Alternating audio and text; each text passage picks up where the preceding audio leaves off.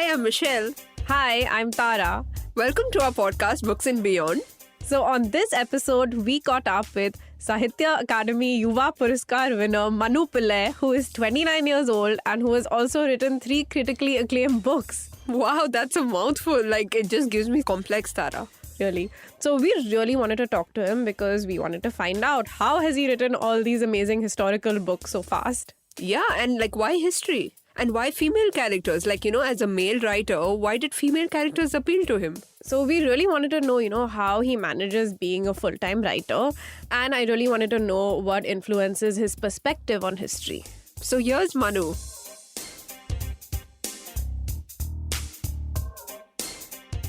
So hi Manu, welcome to our podcast Books and Beyond. Michelle and I are really glad to have you today. So for those of you who don't know, Manu is the author of 3 history books, The Ivory Throne, Rebel Sultans, Courtesan's Mahatma and The Italian Brahmin. So Manu, you've written so many historical characters.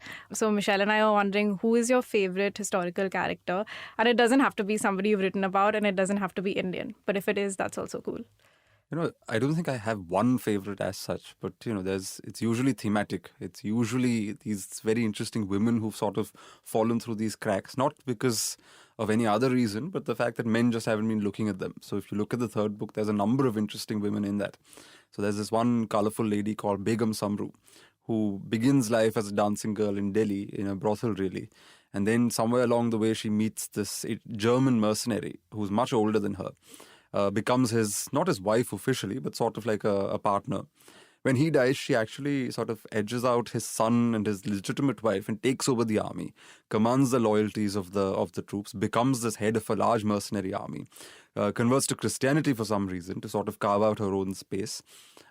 She has an affair with an Irishman, marries a Frenchman, nearly loses everything because her troops mutiny and tie her to a gun carriage and say, we're going to leave you out in the sun to rot for a week. And she bounces back, reclaims the loyalty of her troops, goes on to become an ally of the East India Company. She's styled daughter of the Mughal emperor, pillar of the empire, and so on. And she dies in 1835, one of the richest women in North India. Think of the arc, from a brothel to richest woman in the north. It's just remarkable. Yeah, I think she's just one of the amazing female characters in the book. Like, for me, I loved Nangeli. So, she's just one of the, memorable characters in the book. So it's just amazing how you bring alive these, amazing female characters. So the story of Nangeli is often misunderstood because, the broad gist that you get online, and there's this very popular comic strip sort of thing that was going around, an illustrated version. All of this seems to suggest that lower caste women in Kerala were not allowed to cover their breasts. And Nangeli was sort of standing up to this when she refused to pay the breast tax, which was a tax you had to pay if you wanted to cover your breast. And she refused, she cuts off her breasts and dies. So this, of course, sounds very compelling and emotional and all of that, but this is not the whole truth. The thing is, no woman in Kerala covered her breasts till the 1920s even. The royal family started it in the 1880s perhaps, or the 1860s.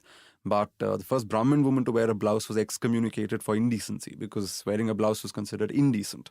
So when Nangeli stood up and, against the breast tax, she wasn't actually trying to protect her modesty or her virtue, because local culture was such that your modesty didn't depend on whether or not you covered yourself above the waist.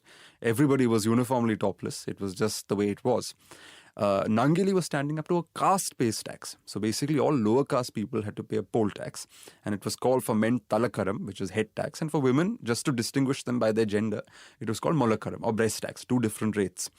She was essentially standing up to an unjust caste-based tax, not for some sort of Victorianized moral, this thing about covering her breasts. That's a later interpretation of the story. So it was interesting to sort of write this essay and try and correct that.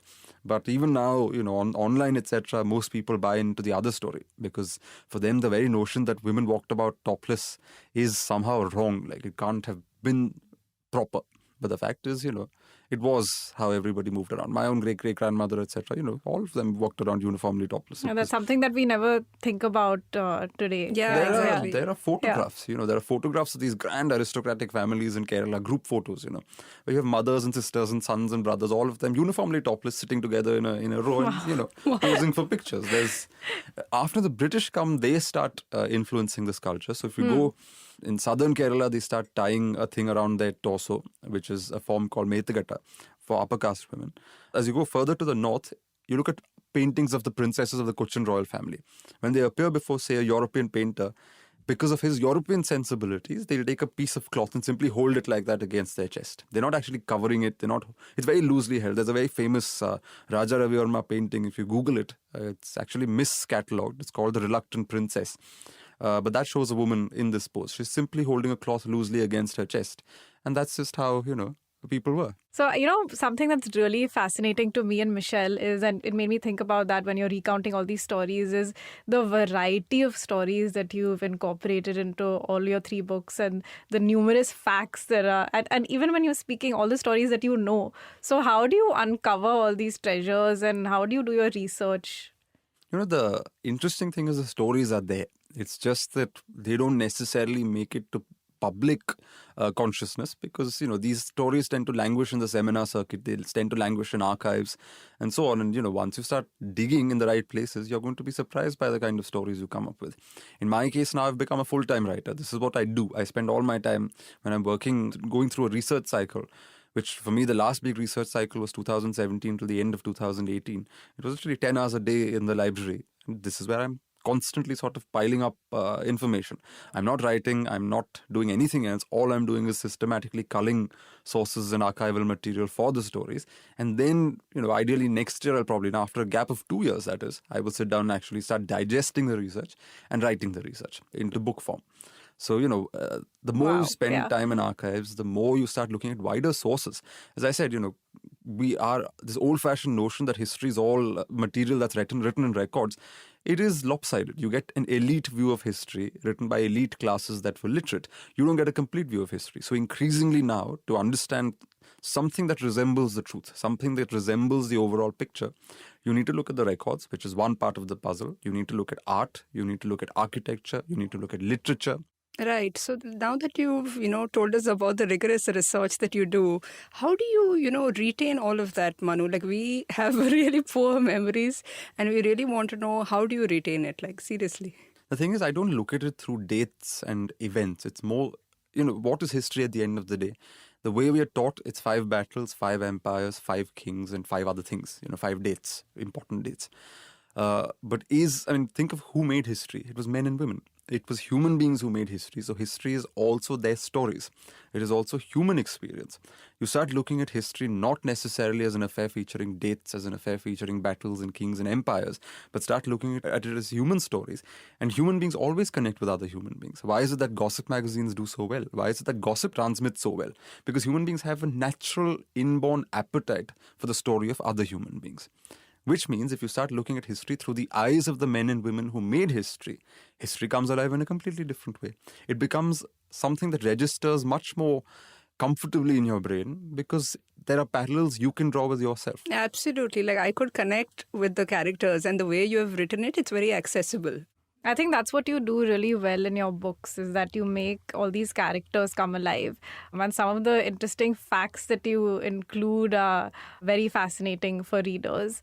And that brings me to my next question is that, in history, as you said, we're just taught dry dates and we're just taught to memorize the names of kings, rulers, dynasties. So what was your reaction to history in school and how did you when did history come alive for you?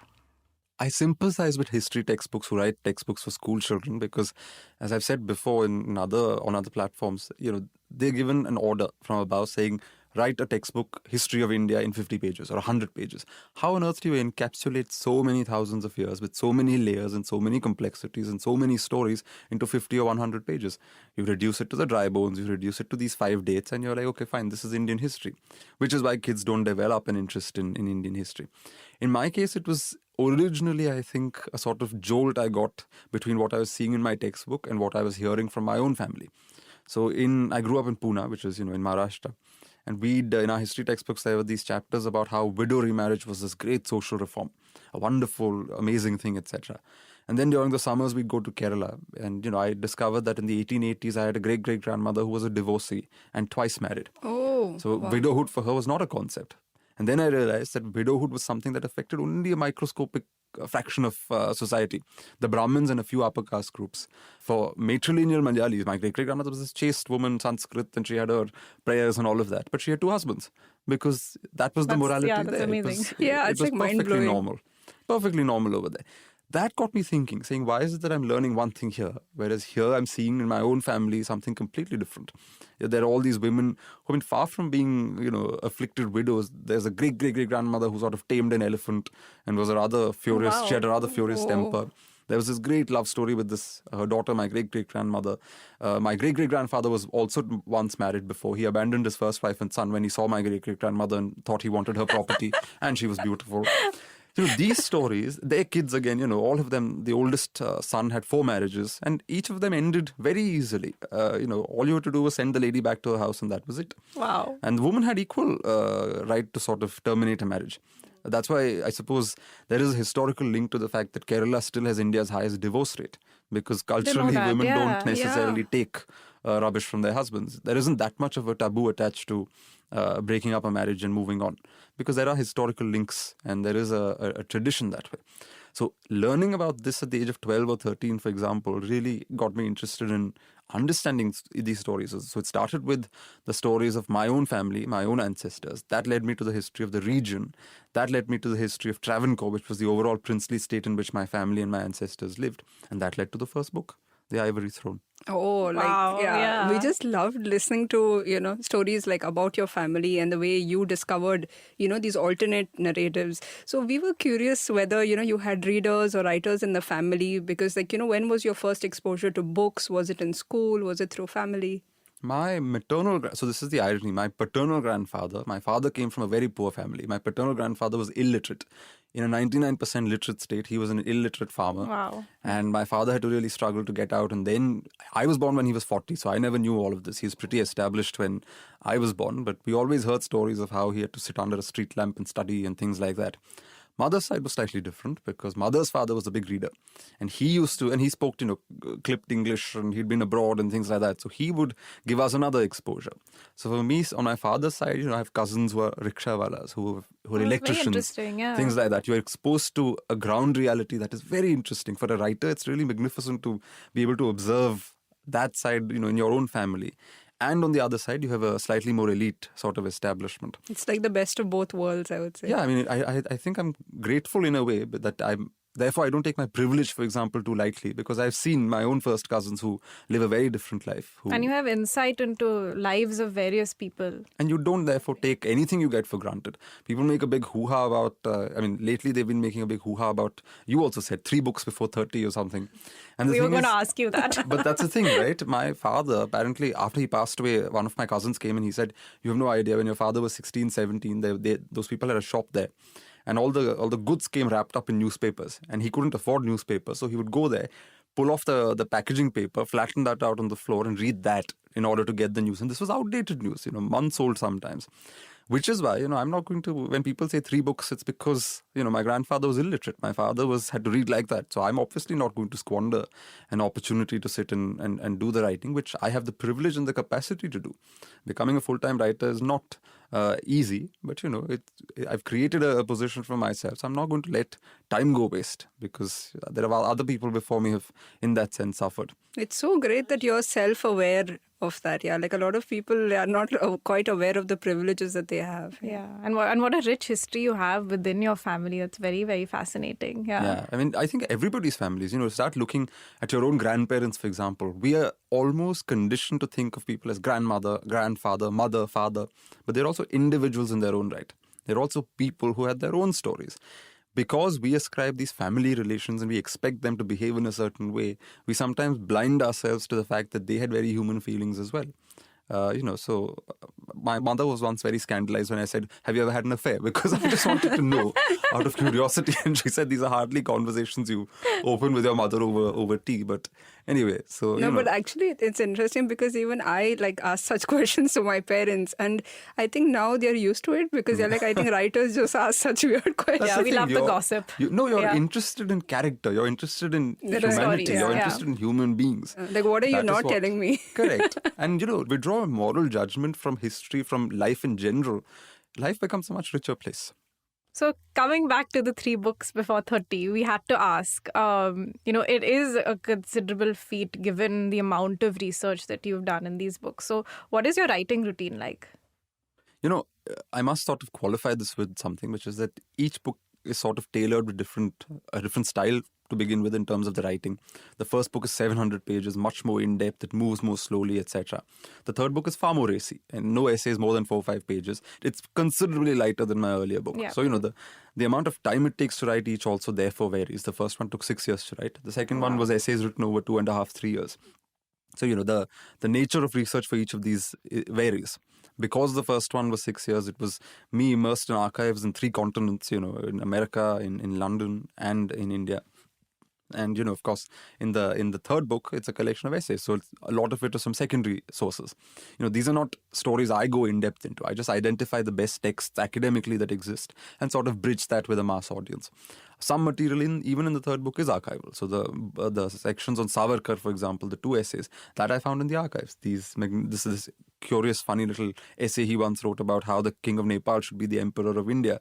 I found that in London when he jumps off a ship in Marseille and tries to escape. All the archival material and the arbitration that took place in the international courts in The Hague, all of that is again archival material.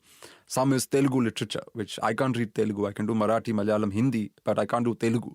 So there I rely on very good translations by the senior most scholars in that field. Research, therefore, entails, depending on the nature of the book. So now my 4th book, which I haven't started writing, so I shouldn't probably be talking about it. But that again goes back to the first book in terms of size and ambition and scale. Wow. Okay. Wow. Because, in a sense, you have to keep sort of testing your own capacity. If you fall into a routine of a single style, a single format, a single, tone even, eventually your writing starts suffering. The idea is to keep sort of trying, various varieties of writing and forms of writing and tone itself so that, you also keep evolving over the years. We wish you best of luck with your project. So is it fiction? I think you mentioned somewhere fiction not before 2024. There's a story in my head that's a very, very interesting story, and it's set in a very fascinating sort of context, but I don't think it's time yet. It'll come when it comes. I'm not in a hurry. Right now, I'm pretty content doing non-fiction. The books have been very well received. And one thing that really makes me proud is not only, they've done very well commercially, but they've also been received very well in the press, critically. Yeah, Yes. we've read But about. also my second book, for example, was also peer-reviewed very favorably, which doesn't usually happen with popular history. Because what happens is I have a foot in the academia as well. I'm doing my PhD, so I'm, involved with the world of the seminars and so on. And I know that a lot of my colleagues sort of frown on me for doing popular history. Oh. They're like, no, this is not what Interesting. you should do. Let the masses sort of rise to the level of intelligence rather than you trying to simplify things for the masses, etc. But the point is, it's not simplifying. It's simply using attractive language to explain complicated ideas and explain interesting characters without sort of, you're not simplifying it. That I think is too simplistic a statement. You're simply making it more accessible. And I think that is a challenge worth taking up. And that I think I want to keep doing.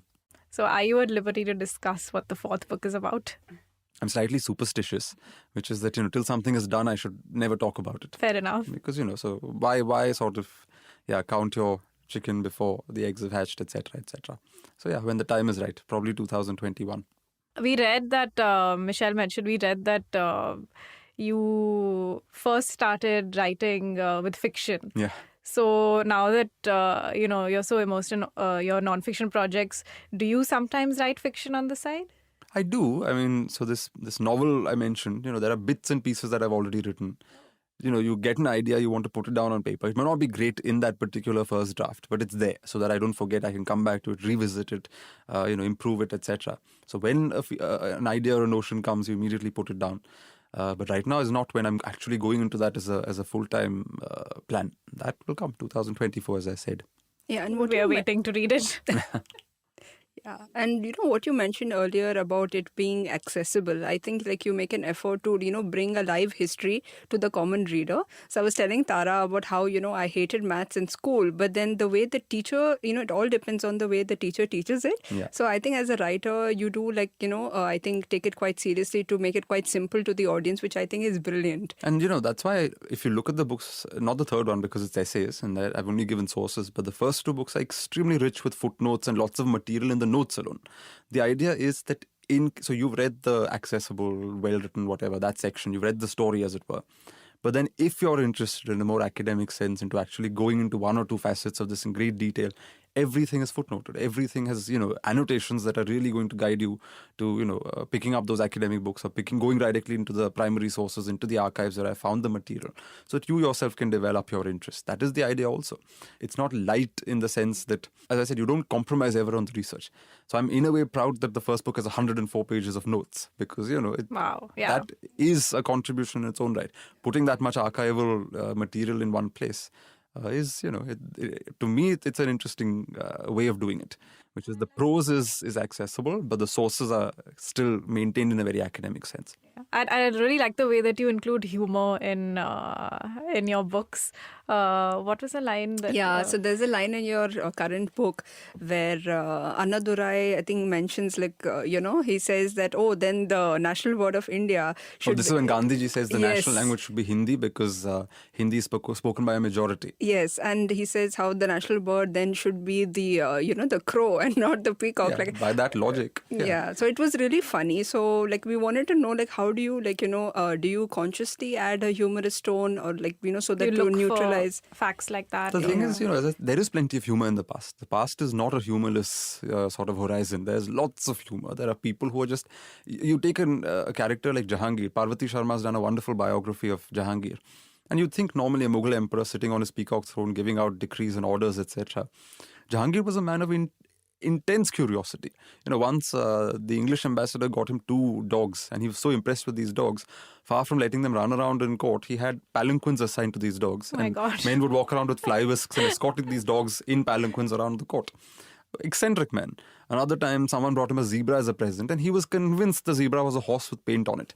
So he decides to wash. In court, he wants the zebra washed 20 times to see if the paint will wear off.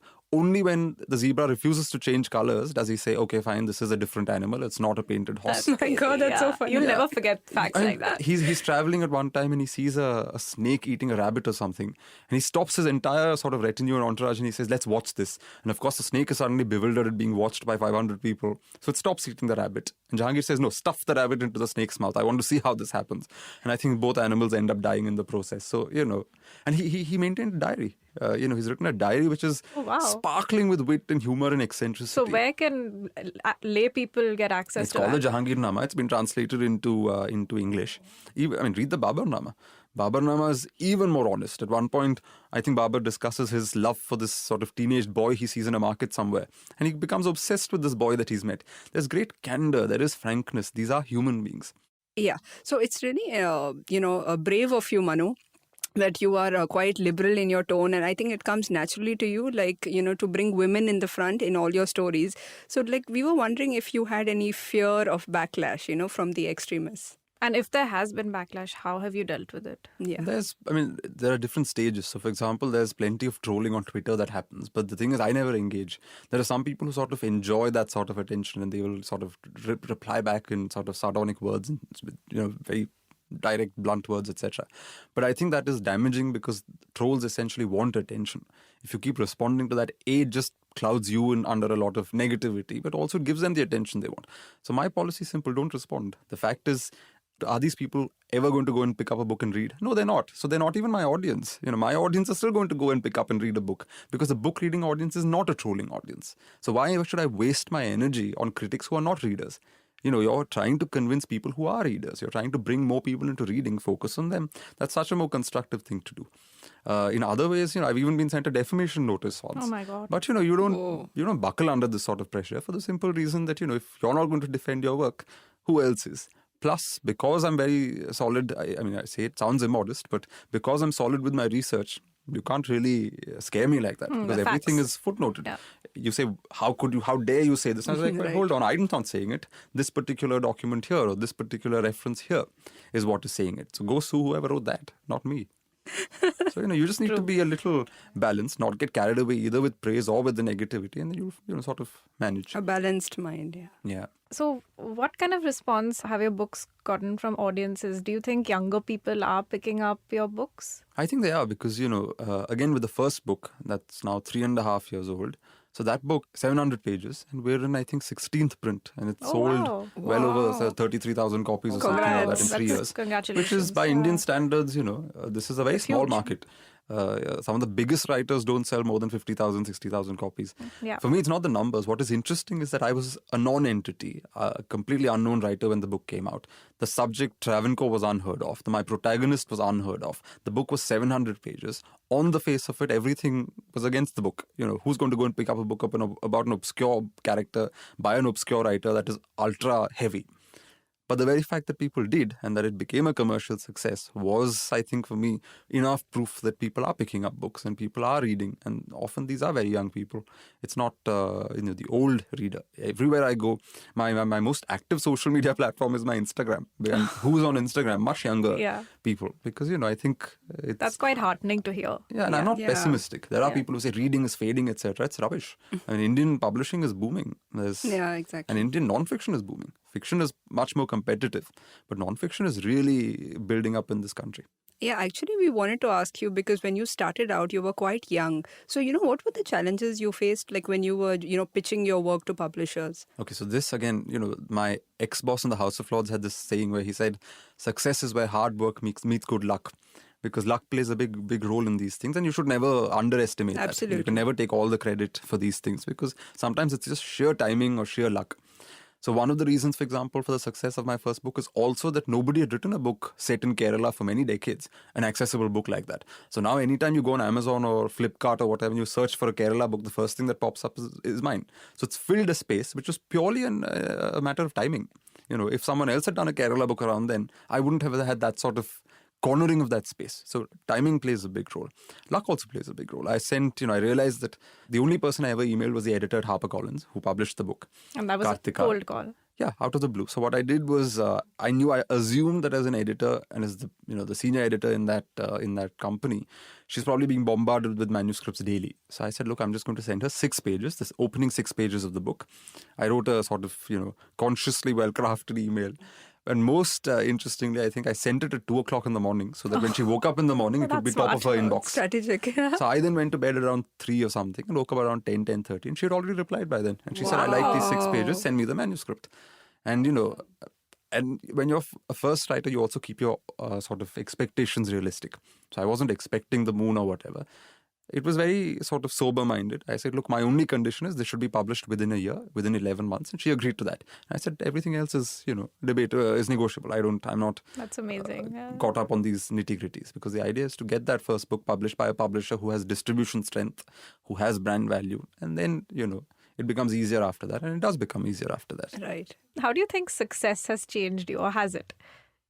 Because your first book is doing so well, yeah. And it's then going to be the subsequent adapted books, also. Yeah. The only thing I would say is that because it's done well and because the second one did well, now the third one's done well as well, the idea is it gives you greater confidence to invest in your own plan to become a full-time writer. So as of 2017, I've stopped working full-time. I gave up my job in Parliament.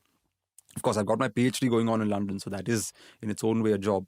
But the idea of becoming a full-time author is now, it's not some sort of pipe dream. It's possible because, of course, you can never get too complacent because, you may have 3 successes and the 4th one may be flopping.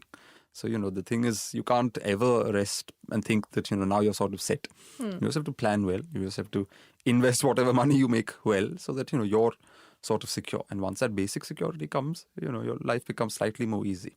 So I think success has only simply given me a sense of confidence about pursuing what I want to do with less, concerns than earlier.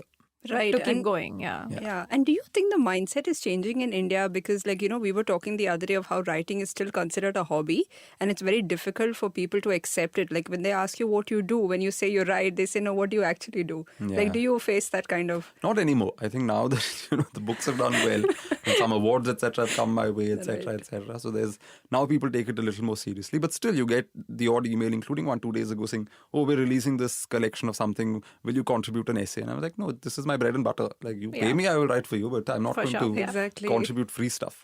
Those days are gone. The whole idea. In fact, there's this big movement against young writers, etc., being exploited, saying, "Oh, we'll give you exposure, and you write for free." I'm sorry, the world doesn't work like that. If you do anything for free, then It's your labor you're always at the stuck end of there. the day. Yeah. True. It's not an easy choice to make. Sometimes strategically, perhaps you may have to do something free, because strategically the advantages sort of are greater than the money you might get paid. There, perhaps it's fine. But any random place, you can't simply start doing things for free. Okay, so we had a bit of a rapid fire. That sounds ominous. Yes, but no, it's all related to writing. So do you want to begin? Yeah, so we want to know, like, when you just want to switch off from the creative process and just like chill. So what do you do then?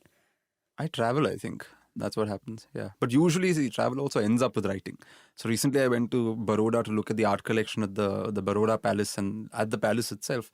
And my God, it's so striking. The palace is striking. They've got this Murano glass mosaics there with some wonderful like murals that have been made out of that. The floors, there's so many stories that I've decided I want to do an essay on it, because there's no escaping it. But and Follows then, you everywhere. Yeah, and then my flight was out from Ahmedabad, so I had to drive down 2 hours, and on the way I realized there's this step well in Ahmedabad that's very famous, in Adalaj. So I said, look, I don't have enough time before the airport, so I made a quick dash, spent 10 minutes there, quickly went round, and then zoomed back to the airport and went. But, that sort of thing excites me, traveling and sort of seeing places. Wow, I think it recharges you like for the next. And in fact, I used to do that during my research cycles, which is in London, the last research cycle I had. So you work, say, 6 weeks, where you're doing 10 hours a day in the library. But then I would take 1 week off and travel. So I'd go somewhere in Europe or come somewhere in India. There'd be a conference or something. Around that, I'd do something. And when I travel, I don't take my laptop. I don't take work with me. The phone's there, so your basic urgent stuff is done. But the travel sort of lightens the mind.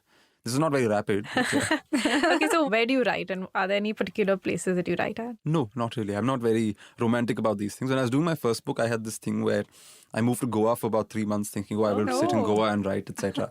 It was rubbish. It was a disaster, because all I was doing was dealing with the landlord, chasing the maid, doing the groceries. And I was like, please, I'm an idiot. So then I moved back with my parents. And then, of course, there it was much more easy. The food came to me. I didn't have to lift a finger. I could only sit down and write. Like a residency for Yeah, and they would disappear during the day and come back in the evening. So I had the house to myself all day. Wow. That was perfect. That I don't know why I really, didn't think of that earlier. But I don't have a space. I'm not very attached to physical spaces. I don't have a desk as such that I prefer. So long as it's a silent room, I can write anywhere. Oh, that's very flexible. Yeah, very interesting. Okay, so do you listen to music while writing? No. No.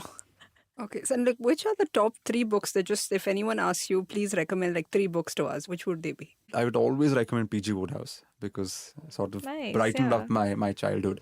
And you mentioned humor earlier, and that some of that tone that I adopt in my history writing, which that sense of irreverence, I think it is strongly influenced by that's Wodehouse. where it comes from. From fiction, ironically, but yeah, that's where it comes from. Who are the other? You said 3, right? Yes. That's difficult to choose. I'm not somebody who keeps favorites or lists like that.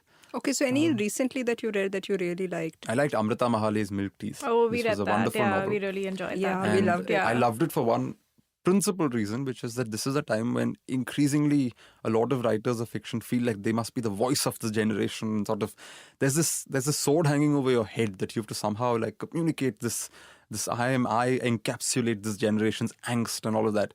She doesn't do any of that. She takes a story and she tells it remarkably well. And I think that was so refreshing to read that.